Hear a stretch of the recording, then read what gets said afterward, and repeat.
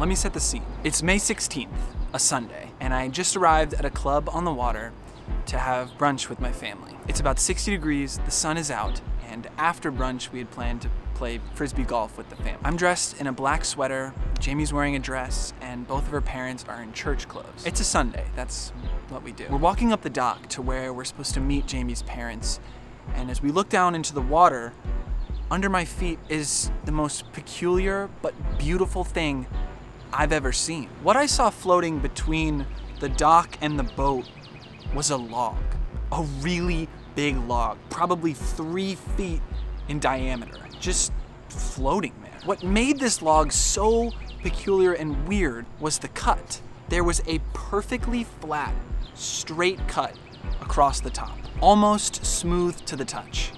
Just so strange. Immediately, my mind went to one place. I need to make this log into a table.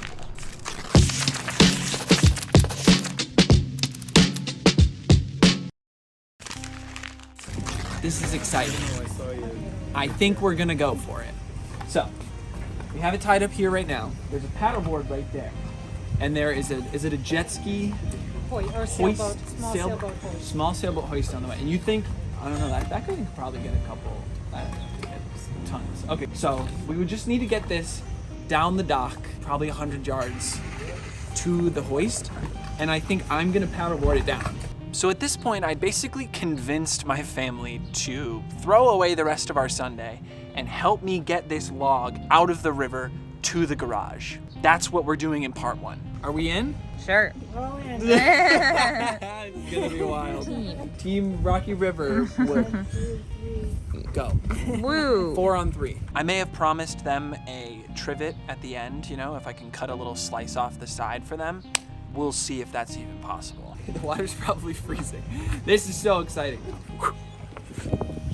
But one of my first questions was, where did this log even come from? It just randomly floated down a river. Why was it cut the way it was? What type of wood was it? All of these questions are very valid. Let's look further into this. So I live in Cleveland, Ohio, where many rivers flow from south to north, ending in Lake Erie. And there's a lot of these rivers. The one we are on is called Rocky River, not to be confused with the river that lit on fire a bunch of times. That one is downtown. Driftwood in Rocky River is extremely common. Normally it's on the smaller side and it can just be cleared out quite easily. Sometimes when the river is flowing like crazy, check out this video Joe took of a whole tree coming down the river, smashing into somebody's dock, destroying their dock. It was nuts. This is my water vest. They cold? Yeah, don't fall in. I would tie it around your waist before you get on there. Alright, ready? Going, James? Yep. Is it like pulling you sideways, Kent? Can you balance? I can really feel it. If we pull into the water, it's gonna be really easy. Yeah. Yeah! Alright! This is gonna take forever. So it took about 20 to 30 minutes for me to paddleboard this log down the river upstream. Just saying extra, you know, I deserve a little extra kudos. It was soaking wet upstream on a paddleboard. It's not like a kayak, it's a paddleboard. I think it's all right. It's all right. Yeah, stay close here just in case it does fall off. We can help you. But this is where it started to dawn on me that this wasn't just a rescue mission. This was going to turn into a woodworking mission adventure type thing. Now, on this channel, we do all kinds of learning. Learning is actually, I think, the whole point of this channel. So taking on new skills is like my thing.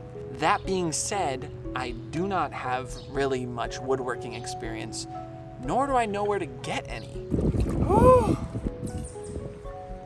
Have as much as you want. I grew up in a house that had a tool room, and I was able to use the tools whenever I wanted to, but I didn't exactly have anybody to teach me how to use them correctly.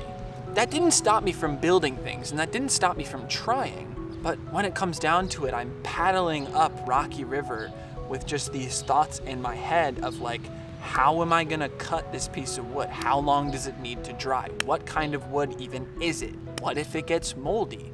What if something alive comes out of it? I feel as if all of these were very valid concerns, but that was not gonna stop me.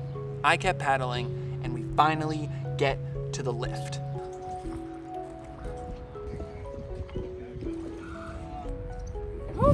You did it. Oh my. So after the most exhausting paddleboard of my life, pull up at the lift. Luckily, when we originally wrapped up the log, we did it in a way that it perfectly crossed and we could just slip the hook under there and pull this guy out. Oh my gosh. Look at it! That is crazy! Oh my gosh! Yeah! Does it look good on the bottom? Yeah. Wow, it's beautiful. Oh my God. It didn't take long before we had lifted this thing up and brought it onto land. And this was the moment when we realized the sheer mass of this thing. It probably weighed 500 pounds. It's absolutely gigantic.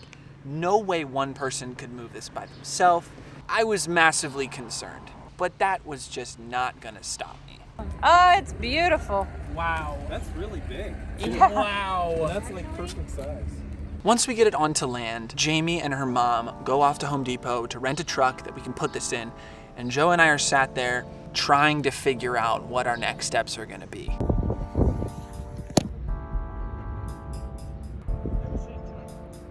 Are we gonna use a saw or a chainsaw? How long do you think that this thing actually needs to dry out? Do we need to have it in the sun?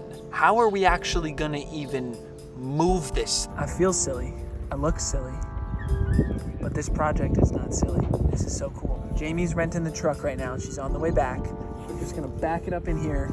We're gonna be able to winch this thing. Look, winch it up, lower it in the truck, and then we have a bunch of logistics to figure out when we get it to the house that I don't quite understand. I don't understand how exactly we're gonna get this out of the truck. We're figuring maybe we just push it off and hope it doesn't splatter on the floor. Not that I think wood would do that, but just in case it's wet. I don't know.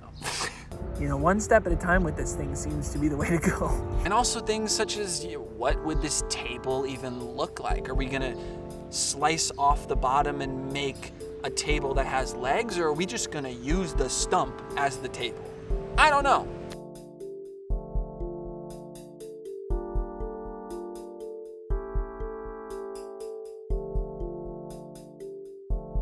And as Joe and I are sitting there talking, reminder, Joe is in church clothes doing this. I'm in a wetsuit, starting to get a little bit sunburned. Should have put sunscreen on, should have listened to Jamie, but I wouldn't do it. Oh no, James. Is it bad? Oh my God. James. It is. It is so bad.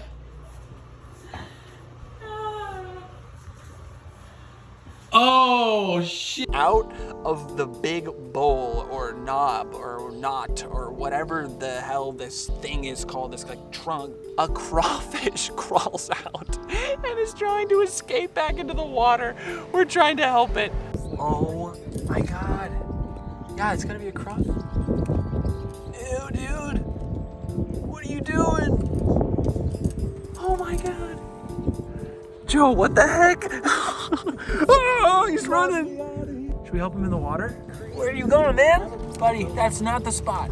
It was a mess, but it was like this hilarious, perfect mess. So I started FaceTiming my dad, my brother-in-law, all the people who I knew in my family who had woodworking experience. Hey Jeff, when you get a chance, FaceTime me.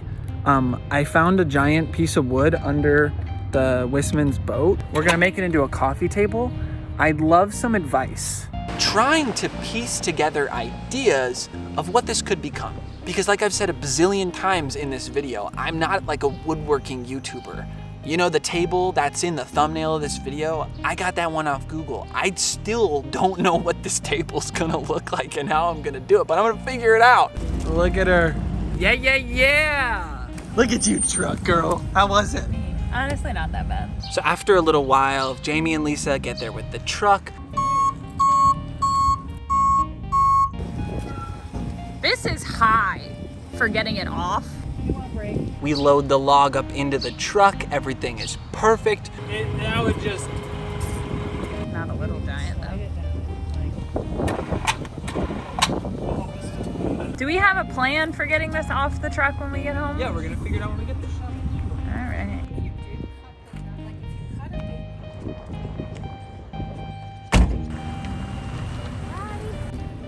We start heading home.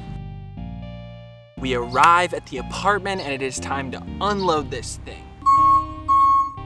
Pull out the like moving truck ramp thing. We're like, maybe we could just like slide it down. Joe, are you sure you don't want me to get you a change of clothes?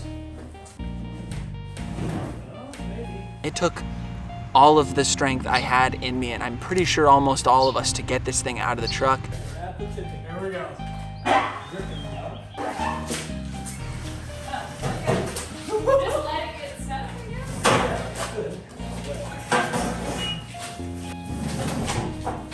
And then we finally just got it propped up in the corner of the garage, where it is now gonna have to sit for a couple months, I think. So, if you have any ideas, input, thoughts, please let me know down below, because I need help moving forward with this. This is the end of part 1. In part 2, I foresee us cutting, trying to make something of this table, trying to build it into something or whatever it's going to be. I'm gonna take you guys along every step of this process. I think this is so fun. And there's one more point I wanted to make.